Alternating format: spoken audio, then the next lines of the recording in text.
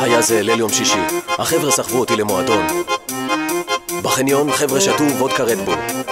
לצידי חבר'ה שרו אבא בבית. חבר'ה אחרים צעקו אייל גולן זכאי. זה היה יעד מבוצר בצורה בלתי רגילה. מסביבי אנשים עם תסרוקות של נעימר וחולצות של רנואר החזיקו תעודות זהות גבוה באוויר. מלחיץ. ובאותו הרגע אני הבנתי שאנחנו האשכנזים היחידים במועדון. 11:20 עברנו את המאבטחים למועדון של עוד 20 ודפקנו תסרוקת. לערסים הייתה שיטה, קודם הזמינו וודקה, אחר כך הלכו מכות, אחר כך נחו. אז בין מכות לוודקה התקדמתי לכיוון השירותים. נכנסתי ודבר ראשון החלקתי. קמתי, הסתכלתי למטה וגיליתי את הנורא מכל. השרוכים שלי היו פתוחים. זרקתי את הנעליים לפח והתקדמתי לכיוון הברמנית שהייתה עסוקה בלהוציא טיפים מהחבורת ערסים שהסתכלו לה על התחת. אני לא יודע למה קיבלתי מכות. בסך הכל ביקשתי שינקו קצת השירותים של המועדון. מעת חרמנותו יעל ניר ניסה הוא בר מזל. מה הולך? אבל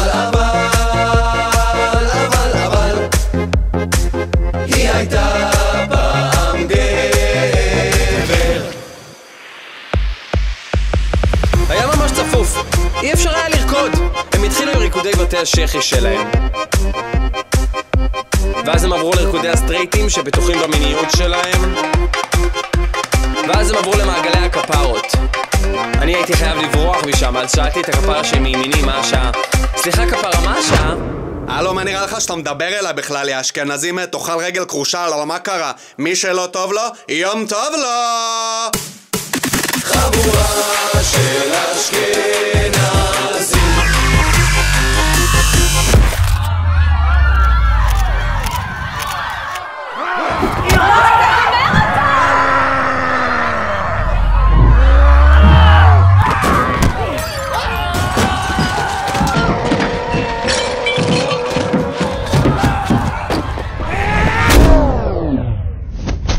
אמרנו אני אקח את האוטו, למה אני לא שותה אלכוהול. אני עכשיו יותר בקטע של סמים. איך שאני מגיע עם האוטו לחנייה אני לוקח אקסטרה, ומאותו רגע אני לא זוכר כלום. חבורה של אשכנזים.